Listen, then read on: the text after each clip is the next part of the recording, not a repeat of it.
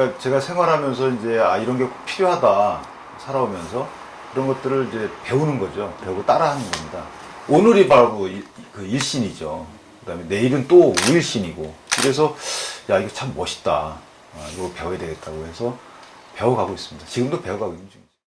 거라고 생각합니다. 예를 들면 뭐 똑같은 게 없잖아요, 사실. 이 자연현상이라는 게 항상 나무가 거기 있지만 어제의 나무가 없고, 그다음에 강물도 항상 흘러가는데 우리는 항상 있는 걸로만 보지 않습니까? 마찬가지로 사회도 이게 자꾸 변해야 되는데 뭔가 우리는 자꾸 정체된 걸로만, 그게 이제 보수라고 표현하는데 실제 보수와 진보는 저는 구별이 없다고 보거든요. 사람에 따라 틀린 것이지 진영 논리나 지역 논리에 우리가 너무 얽매이는 게 아니냐. 그걸 갖고 우리 유권자분들이 나는 어디니까 나는 진보여야 돼. 나는 어디니까 보수여야 돼. 이런 거는 전혀 이거는 역대의 그 기성정치인들이 만들어 놓은 프레임에 갇히는 꼴이 되는 건데 저는 정말 답답하더라고요. 왜냐면 내가 이렇게 살아와 보니까 이게 맞는 것 같아. 그래서 자기가 이념을 갖고 사상을 갖고 정책을 피고해야 되는데 이게 아니고 나의 바탕은 뭐니까 뭐다. 야, 이건 난 도저히 이해를 못 하겠어요. 개인적으로. 그래서 정당으로만 판단하고 지역으로만 판단하고 이게 과연 타당하냐? 타당치 않다고 저는 봅니다. 그래서 이런 부분들에 대해서 좀 인식이 좀 많이 퍼져야, 그래야 정치인들이 긴장하고 진짜 이 양반들이 하는 일에 따라서 평가받는 것이지. 자, 국회의원들이 지역 대표를 뽑고 또는 그 특정 직업군이나 특정 계층의 대표를 뽑았으면 그 일단 기본적으로 역할에 충실하자. 이게 기본 시작을 해야 되는 거고, 그러려 그러면 지역 주민하고 신뢰가 있어야 되고, 일단 신뢰가 기본이다. 정치는 신뢰다. 라는 생각을 합니다. 신뢰가 있어야 내가 뽑은 수임받은 사람이 일을 진행할 때 힘을 주는 거거든요. 그건 제 정치 철학입니다. 신뢰. 정치인을 무조건 치고 나가는 게 정치는 아니거든요.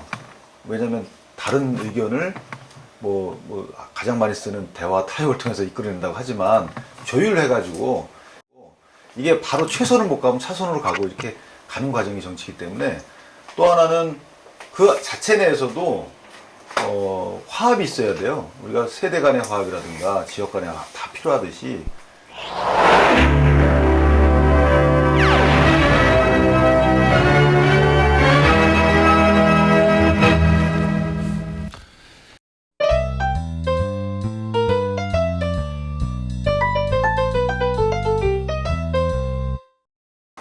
안영시를 사랑하고 안영시민을 위해 불철주야 국민 생활 증진에 수고 많으신 새누리당 안영시 동안구 감원역의 윤기천 운영위원장님과 이야기를 나눠보도록 하겠습니다. 먼저 네, 앉아주세요. 안녕하십니까. 네. 먼저 당협위원장이 되시고 남다른 각오와 새로운 혁신을 추진해 오신 것을 알고 있습니다. 현재 현황은 어떻게 달라졌는지. 제가 당협위원장으로, 조직위원장으로 왔어요. 당협을 꾸리고 나서 현재는 그 기존에 저희가 사고당이 오랜 동안 지속되어 왔기 때문에 뭐 조직이나 기타 유권자분들의 인식 이런 것들이 상당히 낮은 상태였습니다. 그래서 당협 정비를 하는 과정에서 조직을 좀 재건했고요. 그다음에 유권자분들한테 지난 약 한 20년간 저희가 단 한 번도 국회의원을 배출하지 못한 그런 점에 대해서 좀 어떤 승리할 수 있다는 자신감을 좀 많이 알려드리고 있습니다. 열심히 하고 있습니다. 예. 현재 지역구에 문제점이 많이 있죠. 네. 지역 경제 살리기, 청년 일자리 창출, 노인 복지, 낙후 상태의 민원 등 수건 사업이 많이 있는 것으로 알고 있습니다. 활성화하고 풀어줄 대안을 갖고 계신다면 말씀해 주시기 바랍니다. 현재 저희 지역구의 가장 큰, 저희 지역구에 국한된 가장 큰 것은 월곶에서 인도군을 지나는 복선전철입니다. 복선전철은 일단 입안은 돼 있는데 이제 추진 과정이 좀 지연되고 있습니다. 그것은 좀 추진을 좀 끌어줄 수 있는 어떤 힘 있는 정치인이 좀 열심히 노력을 해야 될 사안이고요. 그래야만 순위에서 좀 앞으로 당겨져서 추진될 것으로 보입니다. 이에 관련돼서는 제가 관련자분들을 만나서 좀 한번 빨리 추진될 수 있도록 그렇게 협조를 구할 생각이고요. 그 다음에 노인 일자리나 청년 일자리 관련돼서는 실제 어떤 구체적인 정책도 중요하지만 구조계획이 제일 중요하다고 생각을 합니다. 예를 들면 서비스 업종의 경우에 소상공인이 상당히 중요하다고 생각을 합니다. 소상공인이 이 청년이나 노인 복지와 관련돼서 상당히 일자리를 제공하고 수익을 창출하는데, 현재 소상공인이 주로 하는 업종들은 서비스 업종입니다. 서비스 업종인데, 이 서비스 업종이 언제부턴가 대기업이나 대기업 계열사들의 프랜차이즈가 거의 점령을 하고 있어요.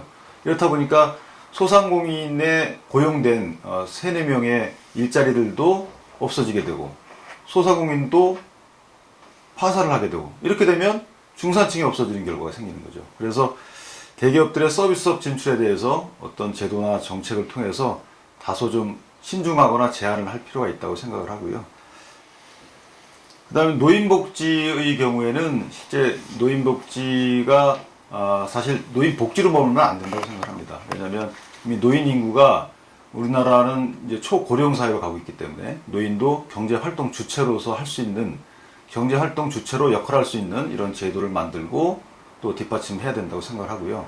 그런 차원에서 경제활동과 복지가 맞물려 갈 수 있는 이런 시스템으로 바꿔줘야 된다고 생각을 합니다.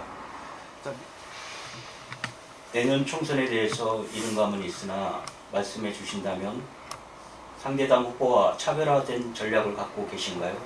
그리고 지역 주민들에게 약속할 공약은 무엇입니까? 우리 당의 당협위원장으로서 이를 감안해서 말씀드리도록 하겠습니다. 일단 저는 올해 48살 젊습니다. 따라서 이 젊음을 장점으로 승화시켜서 뛰어다니는 지역 주민들께 드릴 수 있는 말씀은 기존에 제가 드린 말씀에 더해서 그 과정을 좀 더 투명하게 하겠다라는 점을 먼저 말씀드립니다. 예를 들면 제가 의정 활동을 어떻게 했는지, 어떤 법안을 만들었는지, 또는 그 법안을 만들 때 왜 그렇게 만들었는지, 이런 것들에 대한 사전 설명이나 사후 설명 없이 의정보고서만을 돌려서 주민들이 이해한다 쉽지 않습니다. 그래서 저는 동정보고 활동을 각 동별로 1년에 1회 이상 다니면서 보고를 하겠습니다. 보고를 하고 현장에서 민원 청취를 하고, 그 민원 청취된 내용을 법령에 반영하는 과정을 다음 동정보고회 때 보고 드리는 이런 선순환식의 의정보고 활동을 하도록 하겠습니다. 이에 대해서 협조가 된다면 안양시장이나 각종 기관장들과 함께 동정보고 활동을 하면 거기서 나오는 민원들을 해결할 수 있는, 그 현장에서 해결할 수 있는 가장 좋은 방법이라고 생각합니다. 따라서 이 부분도 제가 추진하도록 하겠습니다. 끝으로 지역구 주민들과 공관대를 이어가는데 하시고 싶은 말씀이 있으시면 마무리 말씀으로 해주시기를 바랍니다. 네. 제가 이제 지역 구민분들께 꼭 드리고 싶은 당부를 먼저 말씀드리겠습니다. 안양에 사시는 동안에 안양에 큰 관심을 가져주시는 길이라고 생각을 합니다. 이 관심은 선거철에는 투표입니다. 투표고, 어떤 후보자가 어떤 생각을 갖고 어떤 이력을 갖고 어떻게 해왔는지에 대해서 반드시 관심을 갖고 살펴봐 주시기 바랍니다. 자, 무관심한 유권자분들은 무능한 정치인을 낳습니다. 무관심한 유권자는 무능한 정치인을 낳는다는 이 말을 꼭 기억해서 선거철에는 투표로 또 후보자에 대한 관심으로 어떤 유권자의 권리 행사를 꼭 해주시기 바랍니다. 예, 지금까지 새누리당 안양시 동안구 각 당원협의회 윤기찬 운영위원장님과 말씀을 나누어 봤습니다. 감사합니다. 네, 감사합니다.